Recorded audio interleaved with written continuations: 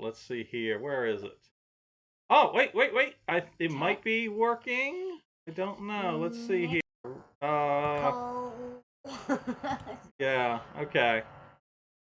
All right, and we're live. All right, yeah. So some technical difficulties there getting the audio to work, but welcome to the Radio Free Hub City monthly newscap. This episode of the newscap is completely unscripted. Woo! Because your favorite red-pilled yahoo forgot to pull up my script on the screen before I started the stream, and I just said, screw it, we're going live. So, welcome to the monthly newscap. We are talking about the news for Maryland and beyond in January 2025. And yeah, it's been an interesting month. We're going to cover everything from about the middle of December until today, which is January 15th. Great. So, what is the newscap? Well, it's a podcast format show that you can come and listen to, and sometimes we'll enable our dial-in line. We're not doing the dial-in line this episode, sorry. But we've got some future podcasts planned where I think we'll probably be doing the dial-in. So, sure. But in any case, welcome to the newscap. Let's dive into tonight's topics after I talk about our sponsor for tonight. So tonight's episode is sponsored by Honeypot Acres Farm. Specifically, the Hagerstown Gator Sauce. I don't remember the whole spiel, but it'll leave your taste buds grinning like a gator. And it'll probably give you better memory than I have. Yeah. So, come check us out. I put on some boneless wings the other day, and oh my god, was it so good. So good. And I'm picky about hot sauce. So. I love it. I put it on everything.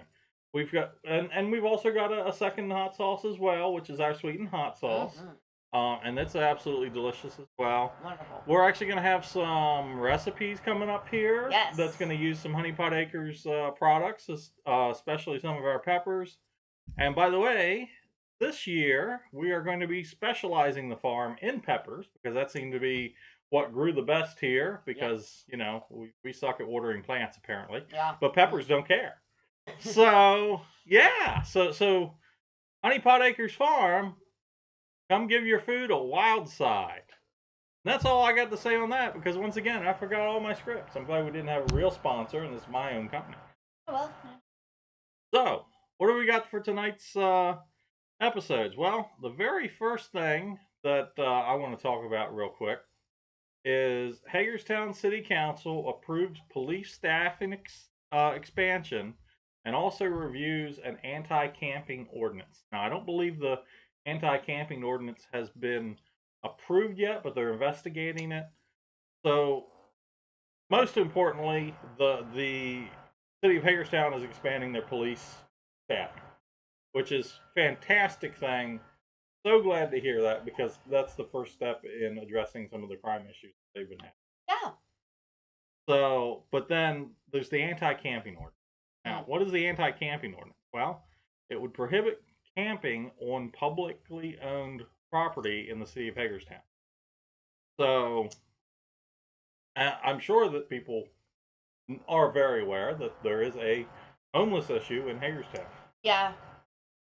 And I'm going to go ahead and say it. Yeah. Nobody wants to camp in downtown Hagerstown recreationally. If somebody is camping in downtown Hagerstown, they feel they've got nowhere else to go. That's my 2 cents. Yeah. My Facebook is Boss Boring, BAUCE.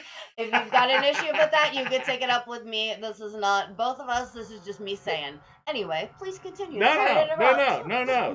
This is why we have the. Ain't nobody camping in downtown Hagerstown for fun. Yeah. So this, as you said, is going to address the homeless issue. It's really what is it? Then they should stop calling it camping. But they should call it sleeping in a tent because you have nowhere else to go. That's different than camping. Yeah, but then you're singling out the homeless, and you have to apply it evenly. So if somebody wants to recreationally camp, you have to prohibit that as well. Yeah. Well. So because you cannot do viewpoint-based discrimination. Then they should just call it no sleeping in tents. There you go. Yeah. So, but possibly out of tents, you might be okay. So if you're sleeping under the stars, that's true. it What might about not apply. RVs? Huh? What about RVs? Or in a van, Yeah, right. in a parking lot. Down by the river. Yeah. So who knows? So anyway, We don't know. this is why to my knowledge, it hasn't been approved yet because they're still investigating all of the ins and outs and the intricacies of it, and it's going to be a pain to implement. It's just like the ordinances that they tried to pass to take care of panhandling have been a pain to implement. Oh yeah, there's a fine for it. Yeah, I believe there's. Well, I don't know if there's one in Hagerstown or not, but in some areas there's a fine for exchanging something between a pedestrian and a vehicle stopped at an intersection, which basically that addresses panhandle. And I would just like to say, we are not, we very often joke. We are not making light of this. If you are a person that does not have anywhere else to sleep, our hearts go out to you. We know that it's cold outside. Absolutely. We know that you're struggling. We know that resources are very limited. Yeah. So, Yeah. And in fact, if you go onto our Facebook page, I believe we posted a link of resources for area shelters. Yes. So and if you can't find that, reach out. Or just reach out to us. Reach out to us. Yeah, we'll Radio Free Hub City, our website, our Facebook. Reach out to us. We will help you find whatever we can that's available. Yeah, absolutely. So that was my first topic. BB, what we got? You've got a few national things you wanted to talk about. I've got a state one first of all, and I'm gonna, I'm gonna read it from my phone so I don't mess this up. Maryland Governor Wes Moore plans to kickstart Capital of Quantum initiative in Maryland with a $27.5 million initial investment in the state's fiscal year 26 budget. So this is a partnership between the state of Maryland, the University of Maryland, and others to attract and grow a quantum industry within the state. Quantum computing? Correct. Interesting. The funds will be used to recruit state top quantum scientists and engineers and expand the National Quantum Laboratory. So, for those unaware, quantum computers are computers that are not traditional electronic binary computers. They actually are based upon quantum physics. Right.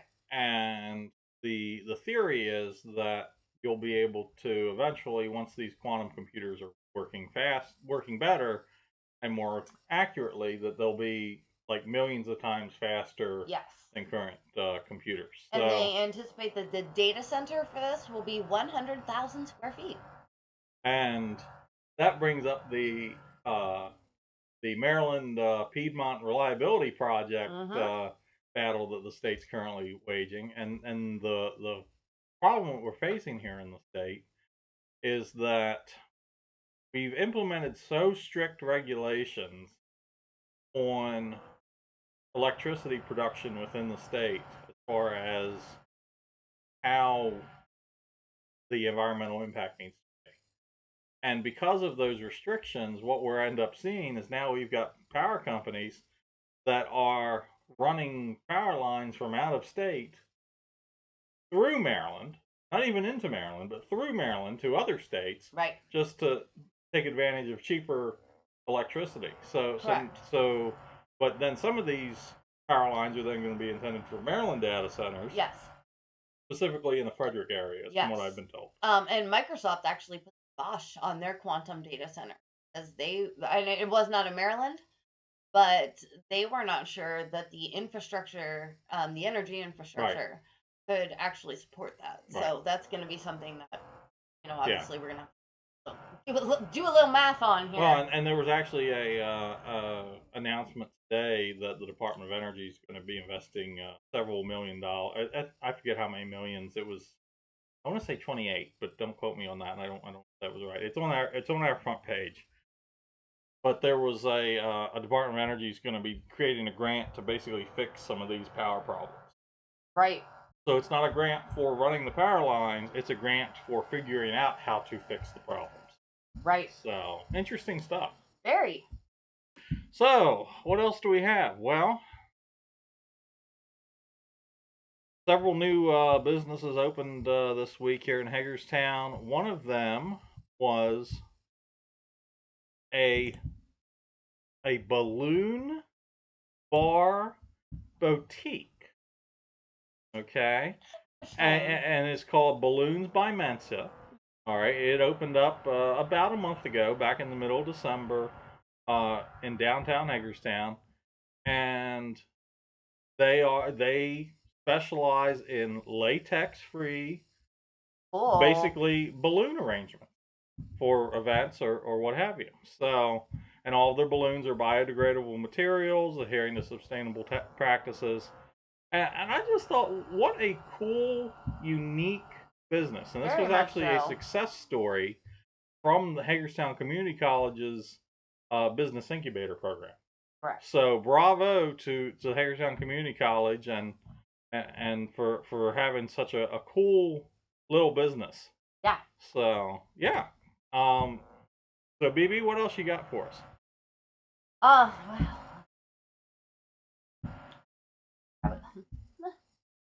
funny because oh yes. So I know that a big story right now is United Healthcare, obviously. Yes. So today we found out that United Healthcare in its Change Healthcare breach data notice for I don't want to misquote, for months. And they lost more than 100 million people's sensitive data. Hmm. And they failed to notify for an estimated 8 months. Wow. Yeah. That is absolutely terrifying. And I believe what is the current federal law in that? I believe it's 30 days, is it not? It's either 30 or 60. No, it's less. Oh, it's less. It's Okay. actually less than that now. Okay.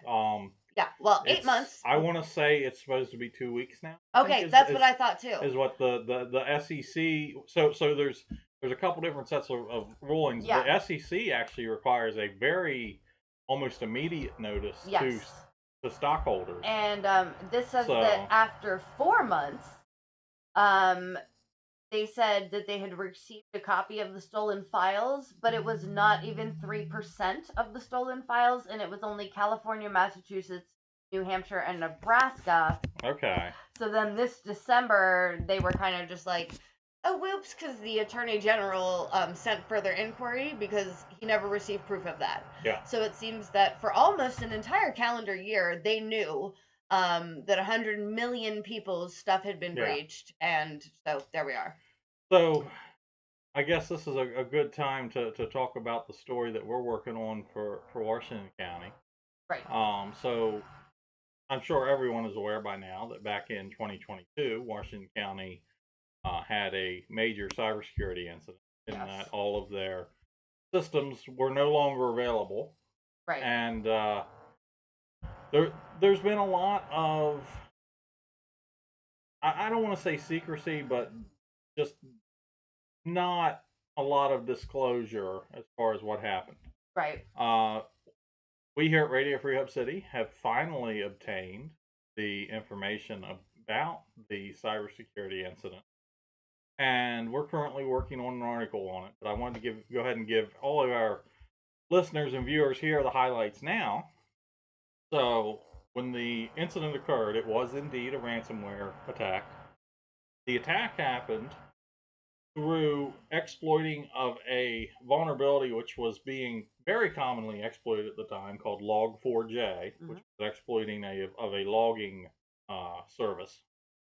And the attackers managed to use that vulnerability to gain a foothold in the network, spread across the entire county network, and then installed ransomware, locked everything down all at once, and ransomed the county computers. The initial amount, I don't see the actual documentation on what the initial ransom request was, but the county and the county's insurance provider managed to negotiate it down to $850,000. Right. Which the county's insurance provider then. Yeah. So if you think you were affected by this breach, you are owed credit monitoring, things of that nature. And so what you are going to want to do is in touch. Yeah. Well, and the county did send out notices to almost 30,000 people. I think. They sent out notices by mail. Yeah. So, Well, and they also posted it on their website. yeah. So So yes, so check the website. so That's yeah. kind of what I was So getting at, is we but know how the mail goes. but I'll include the information in that for in the article whenever we post it here, and that'll probably be later this week. Wonderful. But yeah, so we finally get some insight as far as what happened, how it happened, and finally getting some closure on that. Yeah, it's So been what, like 2.5 years? half years already. Ooh, So time flies. yeah. Time So. flies. We're gonna get breached. What's up, breaches? That was good. Yeah. Can we make that a T-shirt? Actually, it was already a company that has that on T-shirts and pins. Uh-huh. So yeah, they're using it as part of their marketing campaigns. Wonderful. So, Go get one. yeah, yeah. You want to hear a knock knock joke? Sure. Knock knock. Who's there? I'm already inside your network. Nice. Good luck in there. Good luck getting back out too. Yeah. So, BB, what's our next national topic? Well, it's not really a national topic Okay. so much as it is a universal topic. Ooh. So my daughter got a telescope for Christmas, so we are excited about this in my house. So this month in January, we are in January. Yes. Venus, Saturn, Jupiter, and Mars will be visible, like all lined up in the evening sky. And you, even if you don't have a telescope, you should be able to see it with binoculars. And then also, there's a comet called Atlas, and we're not sure if it's going to survive its approach to the sun or not. So that's going to be really cool to watch. So literally is a once in a lifetime. Yes, literally a once in a lifetime opportunity. Yes. Very cool. Very cool.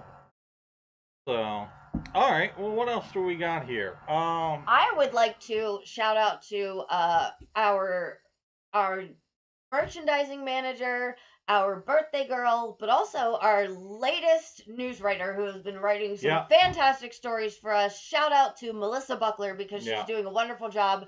I'm sure you've noticed we've had a lot more coverage on our website. Yes. That is all thanks to Melissa. Yes. She's our new content manager.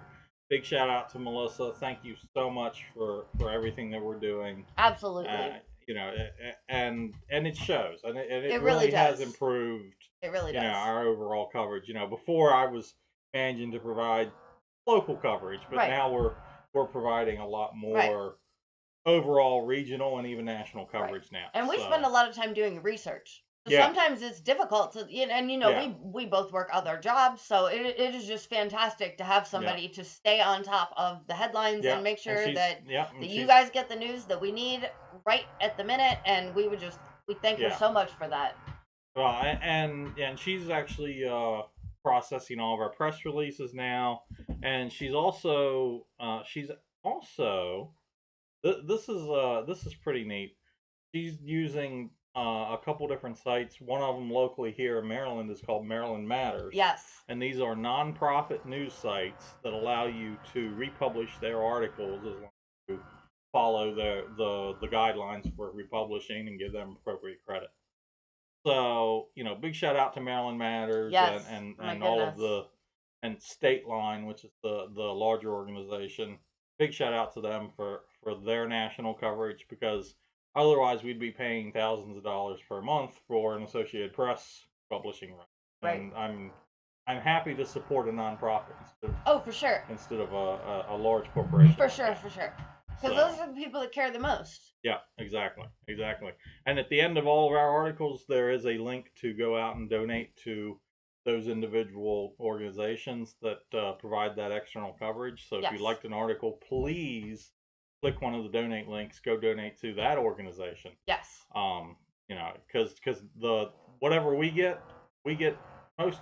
We are 90% ad funded. Yeah. Now. But anything that we get, we just reinvest into the station, but we don't have the extra budget to be able to contribute to those organizations yet. And also, I would like to say, we often have people, like, I have people hit me up on Facebook all the time. If you see a news story elsewhere and you would like us to look into it or investigate, because I think that's a big problem that we have with journalism right now, is that it doesn't matter what outlet you check, everybody's got pretty much the same story, right? You get a press release, everybody wants to be first to press. They just print it. If you stumble across something and you would like someone to actually investigate that, you can let us know. It will be anonymous. We will not tell anybody. Yep. And we will do our best to get to the bottom of it and give you the story that is as close to the fact as we can find it. And we don't do, very rarely will we ever be first to press for anything. And I stress that over and over. No. Because I care more about accuracy than I do Yes. speed. Yes. And we lose out on money because of that. Yes. But, you know, big shout out to the small number of paid supporters we have that Yes. are, you know, donating money to us every month. Absolutely. So, you know, you and all even keep the us people going that just read our news and Yeah. keep us in the top results of Google. Like Yeah. it's wonderful. We Yeah. appreciate that. Everything helps. Yeah, absolutely. So, all right. Well, next up, I've got Delegate 2B vacancy for Maryland. No longer vacant, I've heard. No longer vacant. Correct. Brooke Grossman, of course, resigned. She moved, I believe, out of the area. I don't know the details. Even if I did, I wouldn't share them here because that's not my place.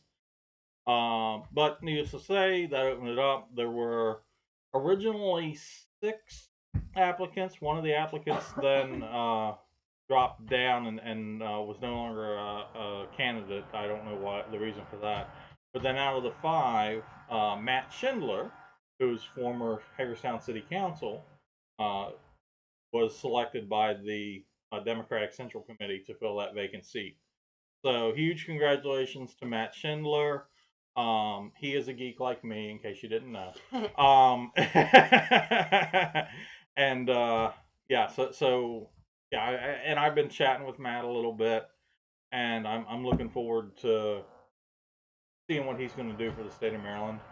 Um, I'm very excited because I think that he was probably the most nonpartisan out of all the candidates. The fact that they put him in there was extremely smart on the Democrat Central Committee's part because he's got a pretty good chance of getting reelected. I really think so because he has appeal on both sides of the party, or both parties. So congratulations, Matt. And in fact, I owe him a call back on some stuff he was inquiring about some of my photography. So we'll chat with him more in the future though on issues and I'll see if I can. Oh, careful! You just like. Oh, did I miss? We're not having an earthquake. We're not having an earthquake. BB just like accidentally kicked the camera, so we're good. Oh, there's cardboard on the floor. That wasn't me. It was earthquake Beaverhausen.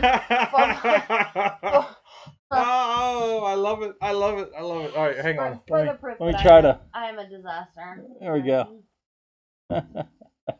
Oh, too funny. Are we both in there now? Too funny. Yep, we're both there. Oh, uh-oh. Oh, no. Uh-oh. Well,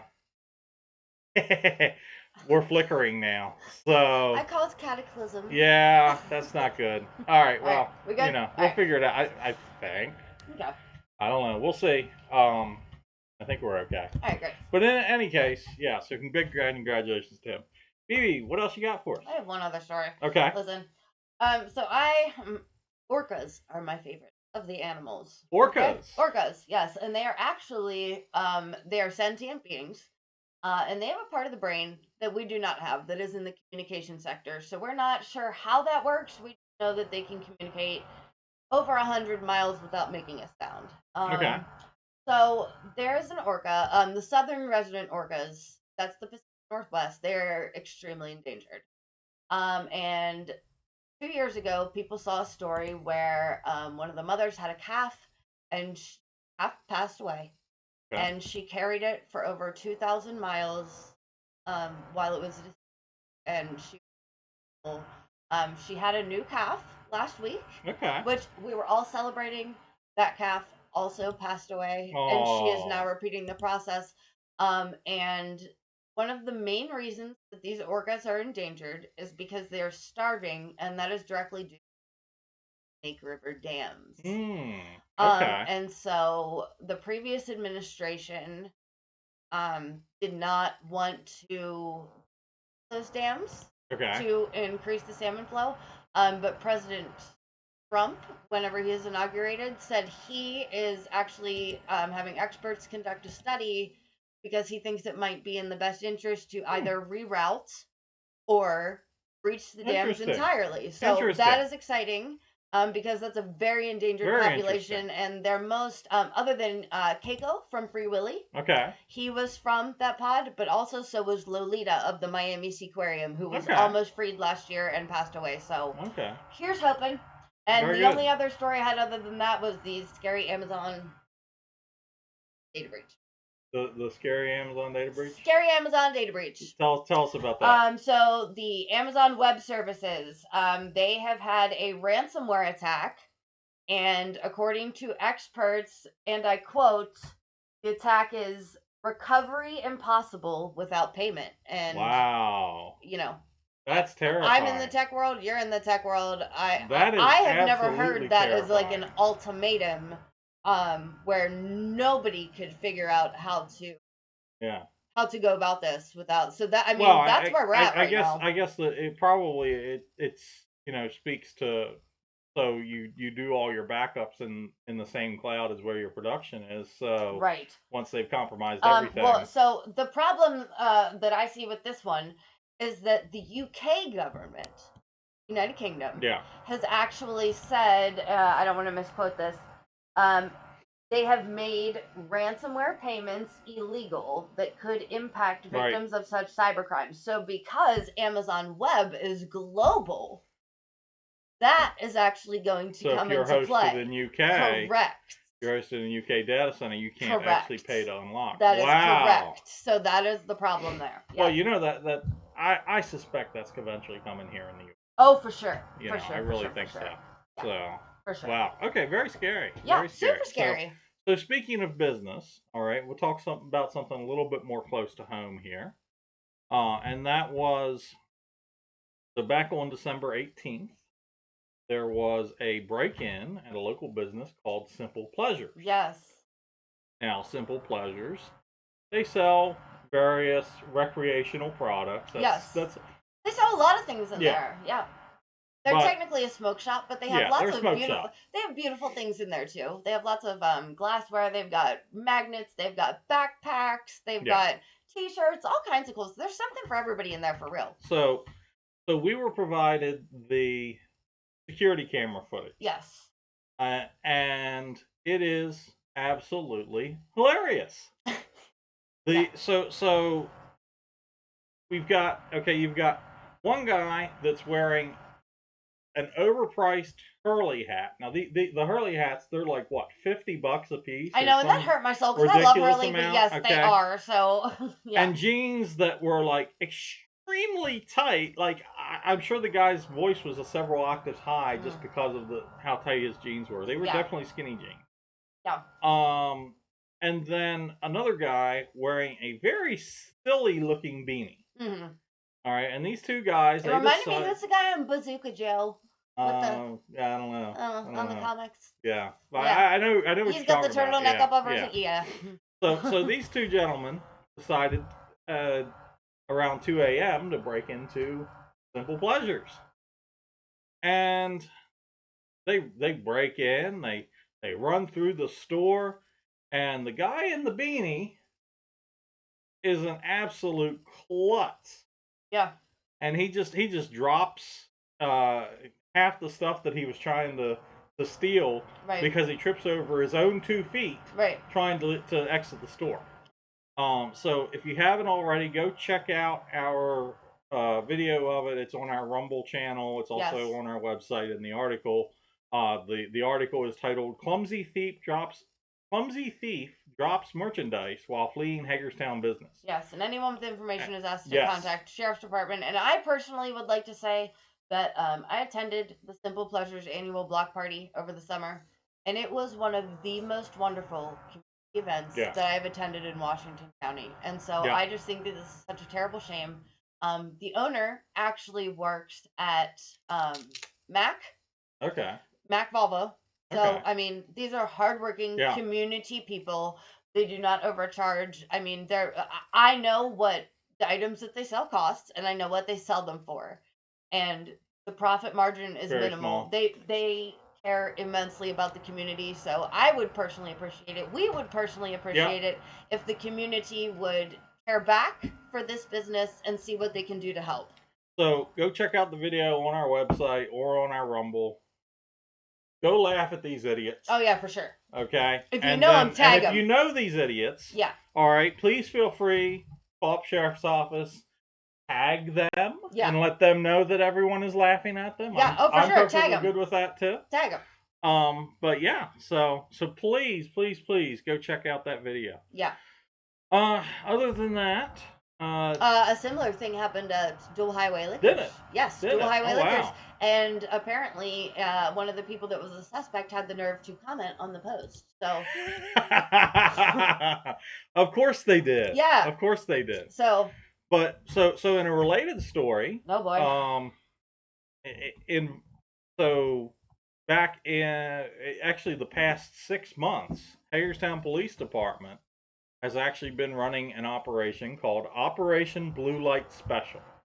Oh. Now Kmart is not in this area anymore, sadly. So we can't actually say they were, had Kmart participating, but they were participating with retailers including Lowe's, Home Depot, Walmart, Kohl's, Target, J.C. Penney, and Belk, and a couple other retailers. And the entire thing was about stopping theft, stopping shoplifting. In the process, they also managed to do some drug busts as well, because apparently some people think it's a good idea to have drugs on them while they are stealing from a business. Oh, I'm not quite sure the intelligence that's involved in that. Clearly, it's pretty low, but so maybe the simple pleasures guys might have been caught up in that. Who knows? But I would hope